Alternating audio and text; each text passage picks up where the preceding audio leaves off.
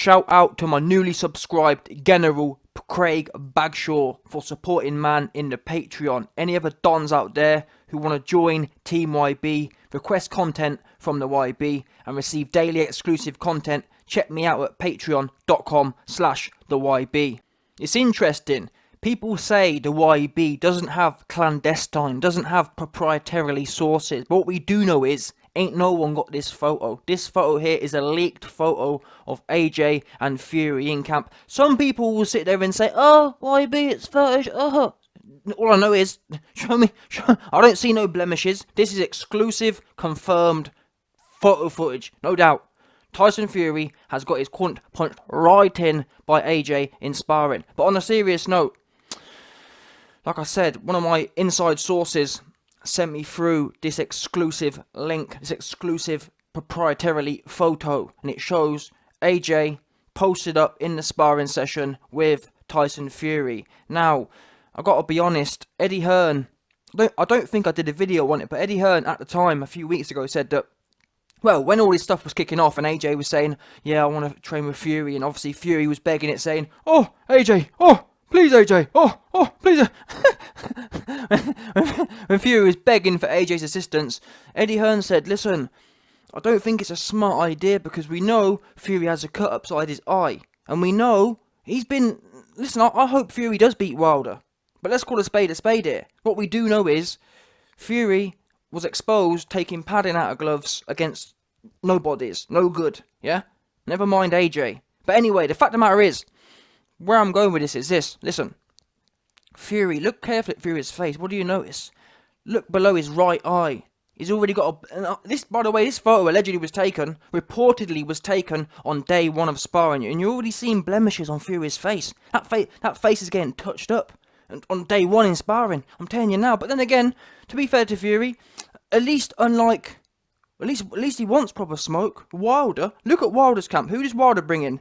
Oh man, I'm gonna bring in Malik Phantom Punch Scott. Yeah? Wilder versus Malik Scott was one of the most embarrassing performances I've ever seen. And this shows Wilder's mentality, yeah? Listen, Fury, AJ, begging to get in, even if AJ does whoop him in sparring, even if AJ did take him to school back 6 years ago, even if Fury did admit to being taken to school by AJ back in amateur days, the fact of the matter is, that's one more time that Fury has dared get in the ring with AJ.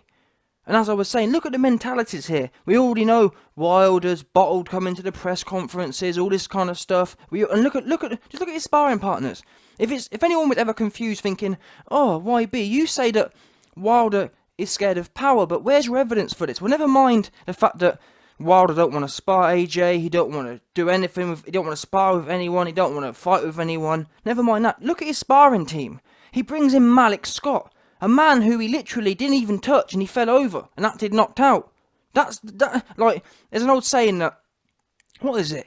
I think it's something like, the people around you is like, or you are the people around you. Wilder brings in people who ain't got no power. And that sums it up there. Wilder's mentality is the people around him, they have no power. He don't want to be around no power. Not at all. He likes to be the big bully. And that's why, fair play to Fury, because even if he has been whooped in sparring, even if he has been taking padding out of gloves, at least he's been in there. We know he sparred Daniel Dubois.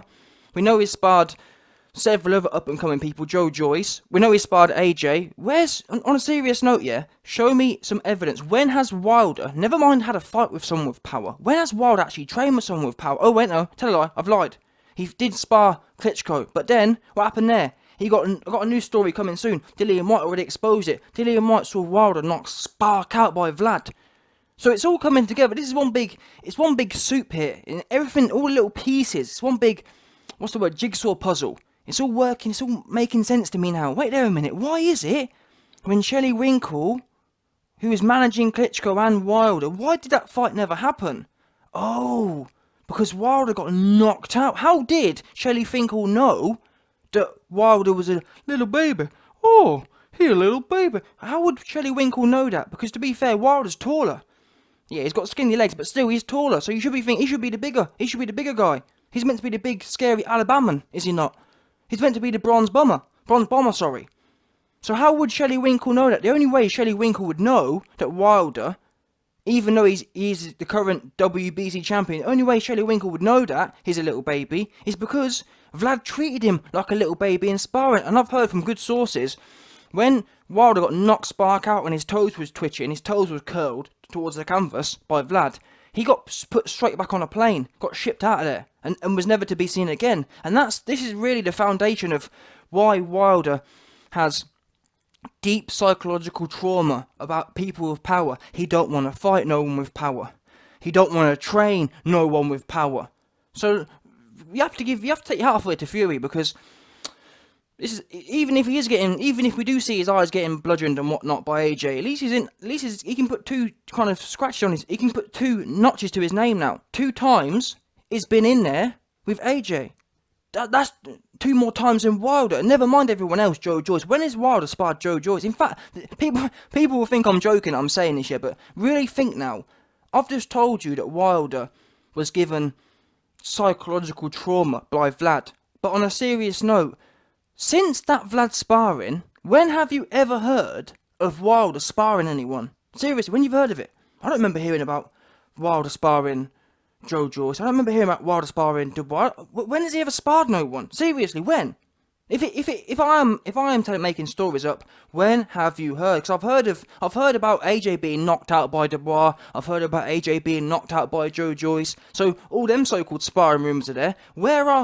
Never mind sparring rumours. Where is the evidence? Why has Wilder never sparred any of these kind of cats? Does that not send off alarm bells to you, man? He's got Malik Scott in there.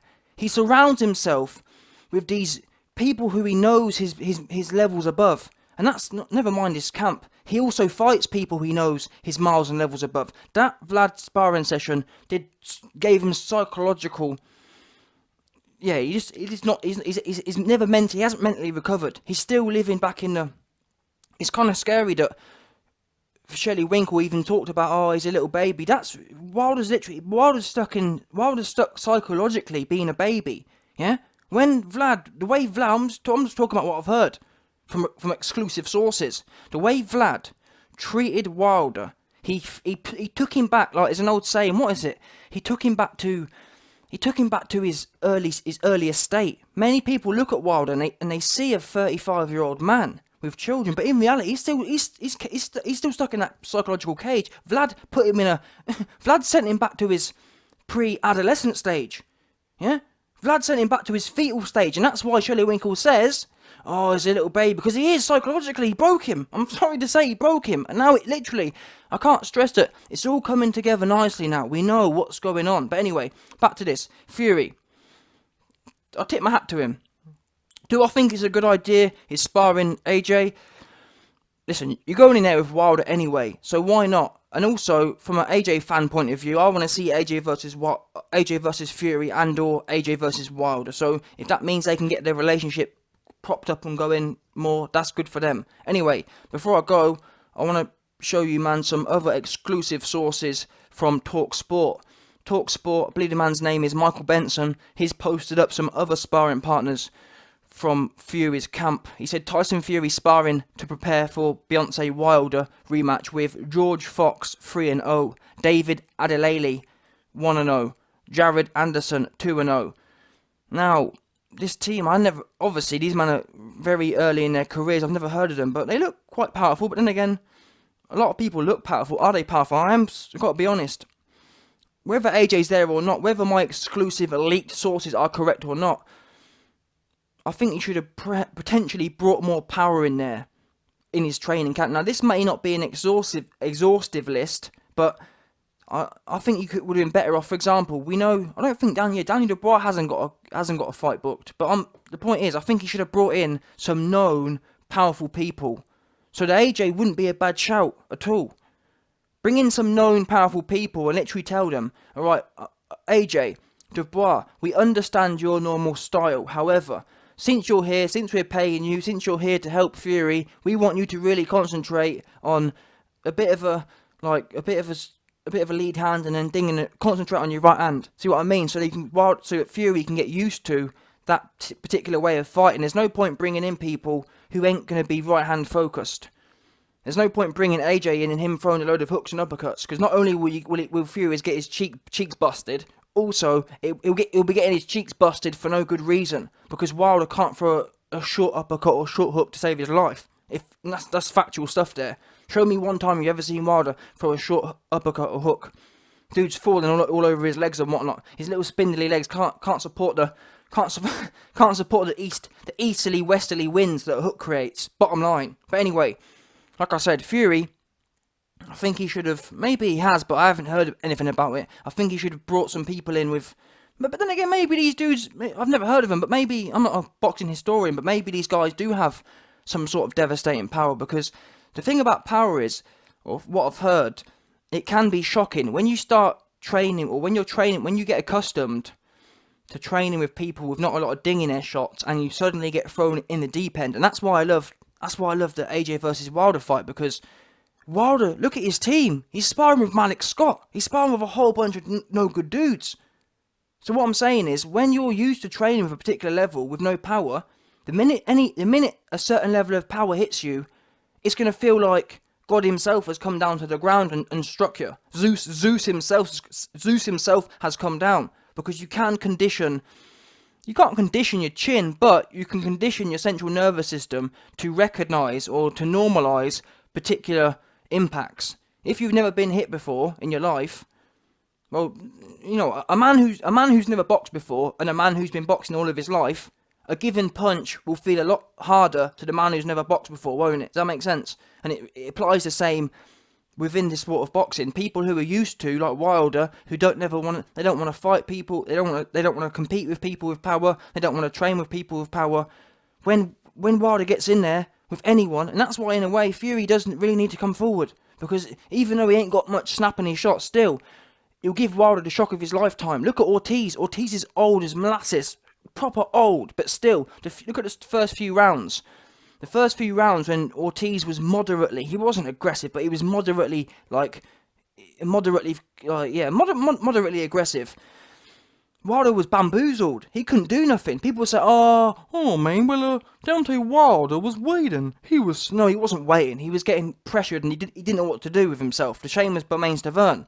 The first fight, when Bermane-Stiverne was all up inside them cheeks, he couldn't do nothing. Where was his right hand? Where was his right hand for the 12 rounds against Bermane-Stiverne? Where was they? Now, don't get me wrong. In the second fight, when Bermane-Stiverne stood there with his chin in the air and just like a heavy bag, then he got knocked out. But when the first fight, when he came forward like a champion, Wilder couldn't handle it. So regardless of whether, well, I think Fury should be getting accustomed to a right hand snap, but also whatever he's doing in camp, he needs to be proper on it. He needs to go back to them earlier days. Early in Fury's career, he used to be quite a good mixer-upper. That makes sense. He used to be like the periphery, or he used to be the bona fide gypsy fighter. And then he got with Peter Fury, and over the years he's become really, obviously, and then never mind Peter Fury. Peter Fury was quite defensively inclined, but then Ben Davison was a whole nother level. And Ben Davison completely killed Fury. I can't remember the last time I saw Fury throw a decent inside combination that had anything on it.